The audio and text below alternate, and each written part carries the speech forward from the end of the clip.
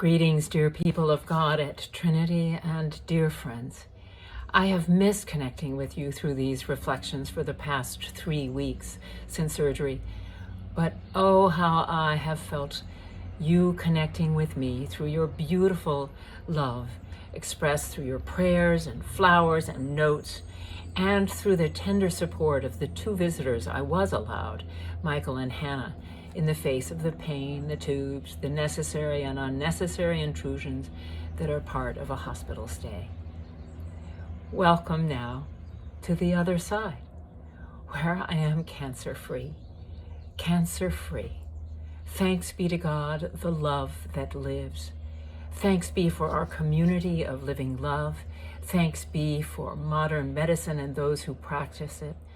How acutely aware I am of a system that allows access to me, privileged as I am, and not to the most vulnerable. I am home. I have a home, where recovering means 2 steps forward, 1 step back, where Michael continues to be beyond compare, giving me my daily shots and meds, hooking me up to the feeding tube, delivering the paper to my bedside, where I inhabit a body with a newly configured digestive system created in 9 hours of surgery, which one nurse predicted would be disfigured. Khalil Gibran writes, "It is said that before entering the sea, a river trembles with fear. She looks back at the path she has traveled from the peaks of the mountains, the long, winding road crossing forests and villages, and in front of her she sees an ocean so vast that to enter there seems nothing more than to despair forever. But there is no other way. The river cannot go back. Nobody can go back. To go back is impossible in existence. The river needs to take the risk of entering the ocean, because only then will fear disappear. Because that's where the river will know it's not about disappearing into the ocean, but of becoming the ocean." Here we all stand, don't we, in the face of transition and turmoil in our lives and in our world, in the face of the pandemic and the evidence of the toll it has taken, the disease it has revealed and released. We stand at the edge of the ocean. In the face of recovery, I stand at the edge of the ocean, where the same day can both feel endless, alien, where fears can fill the quiet, where I feel lost in a new body, a new self, and also where I feel utterly blessed with moments of tenderness, trust, and true belonging, where new life lives, where I am becoming the ocean.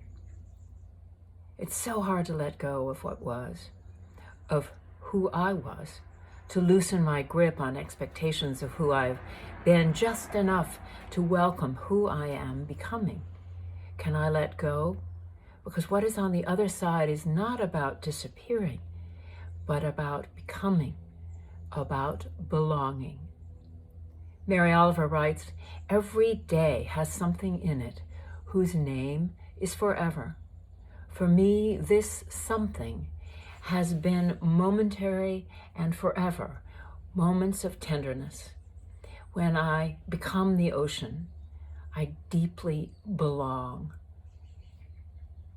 They're moments of prayer, of connecting with the divine, with the sacred, with something beyond myself, the universe. Our Michaelia tree, a magnolia, is bursting right now with white blossoms that, along with brown leaves, continually fall and cover the ground like a soft-scented carpet. I was sitting outside with friends a few days ago. We were mesmerized by the sight and sound of the snowfall of blossoms and leaves. Plop, plop, plop. Like children, we all declared how we wanted to just throw ourselves down under the falling blossoms. Given my wounds, lying flat was a bit too much, so my friends pulled me under the tree in my Adirondack chair to receive the tumbling blossom flakes like a tender blessing. I have a dear Salvadoran woman who comes 3 times a week early in the morning. We found one another through a series of miraculous community connections, people she has taken care of, and people I have loved, blessed, and buried. Now she gives me a sponge bath, changes my dressings, clothes me, feeds me, walks with me. Mornings of tenderness I imagined I'd experience 20 or 30 years from now. Moments that fill me with humility and with a sense of belonging. Such moments grace my healing. Such moments defy the darkness. Such moments are blessings. Speaking of blessings, author, professor, and podcast host Kate Bowler writes these words. They are words that fill my heart. God, it has been a truly scary time. I'm grateful for help that has come, but my body still holds the fear. Blessed are we when we decide to make room for all of it, the fear and the gratitude, the complexity and the suffering. Blessed are we who pour out to you the whole of it, unedited, all the terrible truths and fears and what-ifs. The gratitude for those beautiful hearts in action who came willingly into the strange and awkward space that is my need. Blessed are we learning as humans together that pain is inevitable. Nurses are wonderful. Hospitals are loud. People are brave. And we grow and we hurt and we heal, and then we do it all over again. Feel all the things, invite them to tea and listen. They might not stay long, but even when I am afraid, I keep on trusting you. And so, people of God, friends, I am choosing to trust, to belong, to become the ocean. And you, amen.